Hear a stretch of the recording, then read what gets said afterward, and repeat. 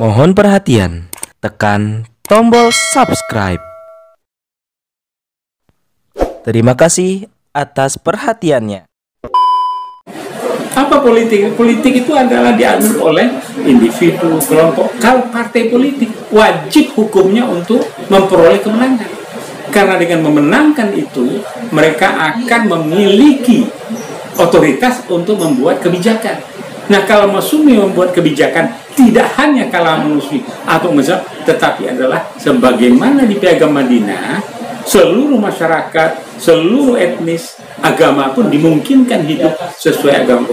Namun, ya, ruling day pemerintahan itu berada pada Islam itu sendiri. Jadi, yang selalu stigma dibuat Islam itu intoleran dan sebagainya, tapi sejarah menyatakan di mana Islam itu berkuasa, kemakmuran dan peningkatan secara bangsa dan peradaban itu yang terjadi.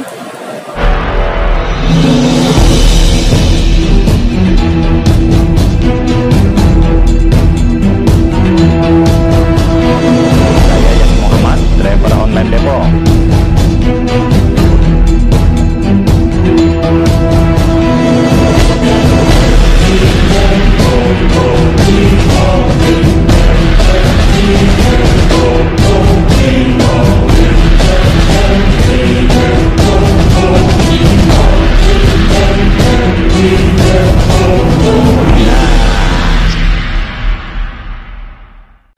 Jadi ini gitu.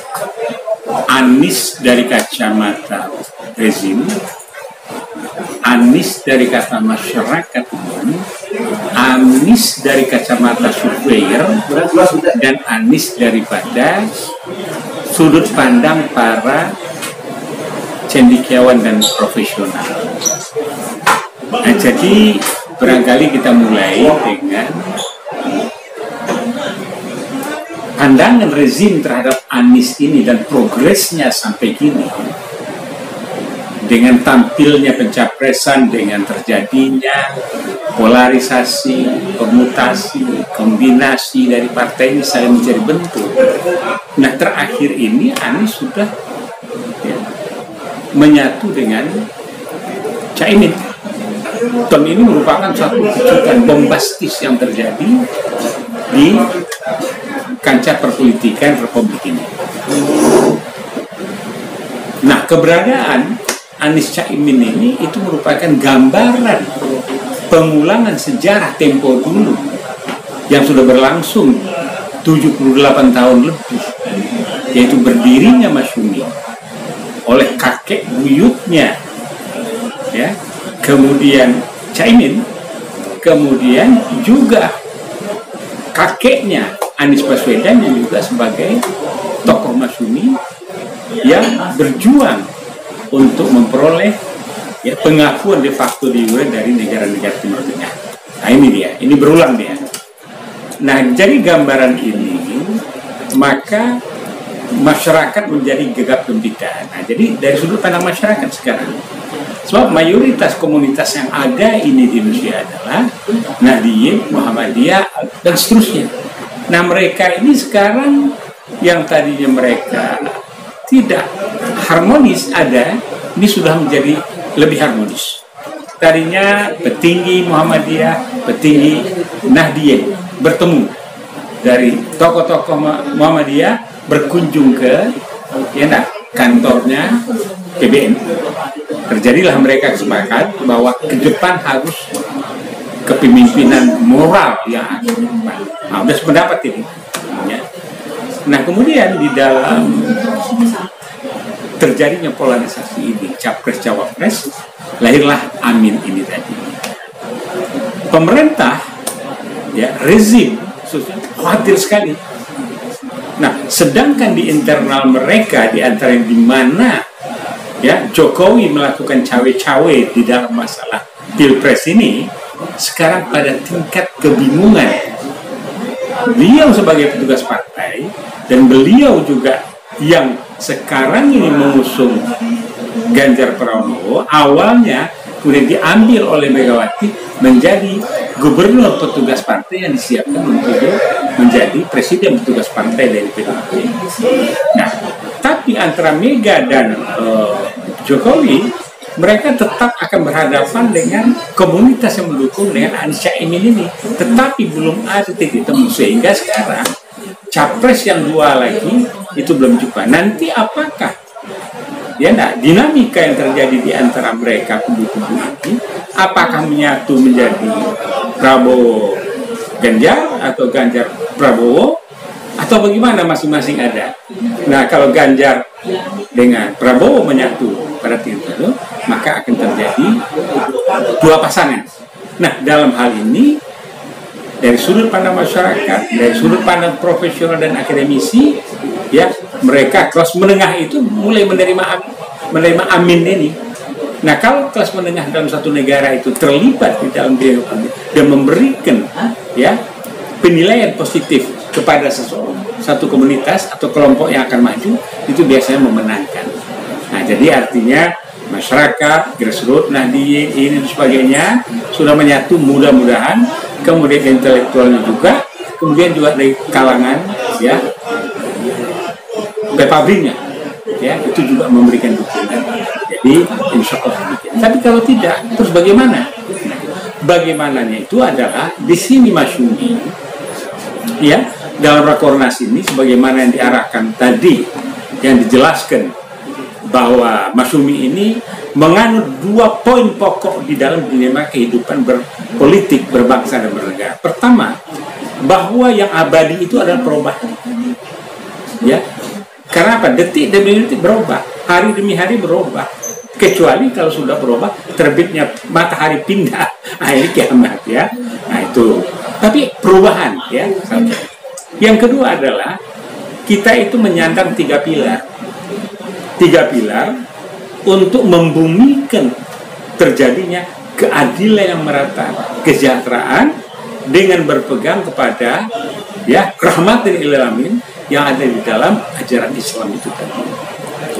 Nah, jadi maka dengan tiga pilar tadi itu, pendidikan, menyiapkan orang berilmu, berakhlak, dan mempunyai jiwa pergerakan, kemudian ekonomi yang berpihak kepada kerakyatan yang telah dikumandangkan oleh Serikat Dagang Islam dan juga Bung Hatta dengan kooperasinya, antara lain sekarang. Kemudian dengan masalah politik.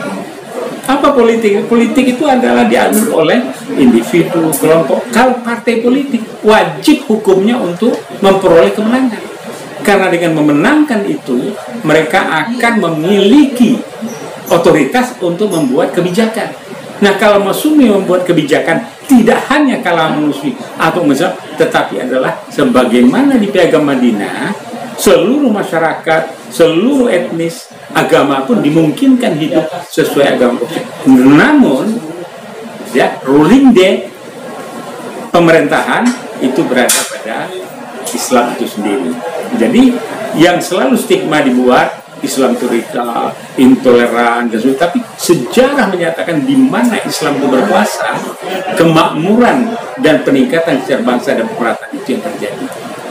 Nah itu, jadi kekinian ini dengan Rakornas ini kita melaksanakan kebijakan daripada Majelis Syuro, PP mengorganize adanya Rakornas, konsolidasi, dan kemudian pemenangan Anies Baswedan dan Caimin di dalam Pilpres 2024. Oke, kalau secara kalkulasi politik Amin memang menang. Misalnya ada beberapa, kalau kita melihat jejak digital itu katanya Prabowo menyesal didukung oleh umat Islam. Terus beberapa kali mereka juga seperti pihak sana itu memang memusuhi dan tidak butuh dukungan seperti yang pernah dibilang sama Megawati. Tapi ada pengamat yang mengatakan bahwa kemenangan Amin ini juga masih bisa dianulir. Kira-kira apa sih yang membuat mereka bisa jadi gimana?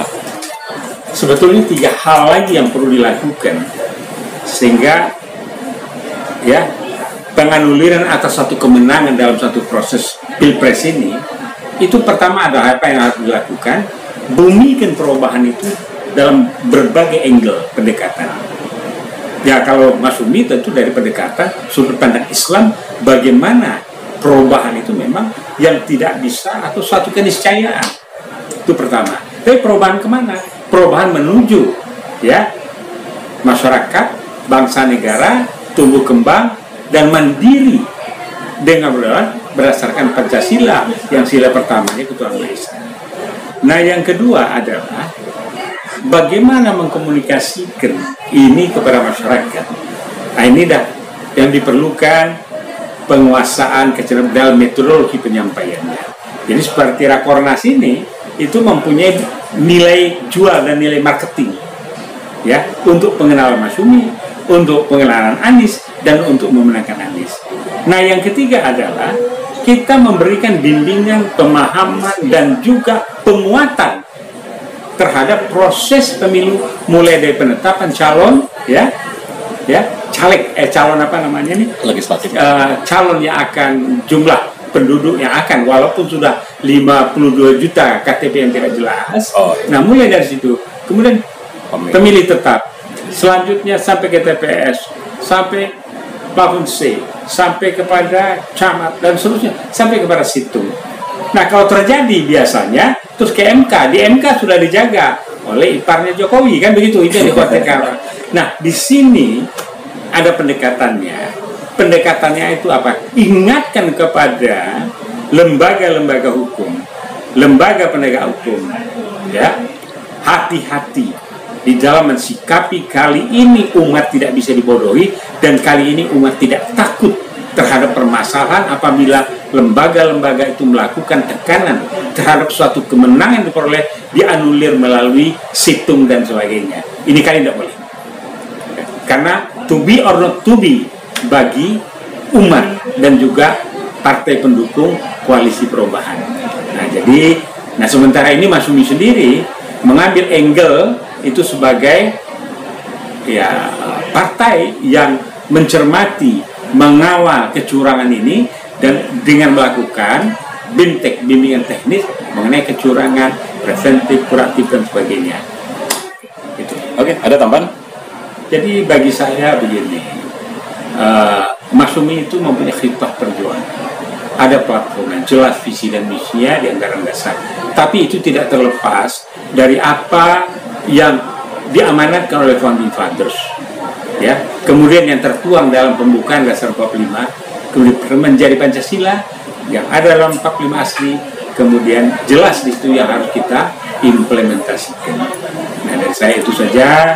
Dan kepada netizen, khususnya keluarga besar Masyumi, pendukung saya, dan kepada masyarakat, percayalah, insya Allah kalau Amin didukung, kita akan memperoleh apa yang kita inginkan, yaitu keadilan dan kesejahteraan.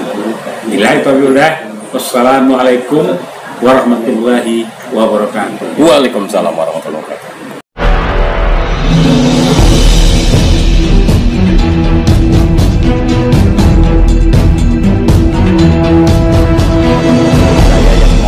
Driver online Depok.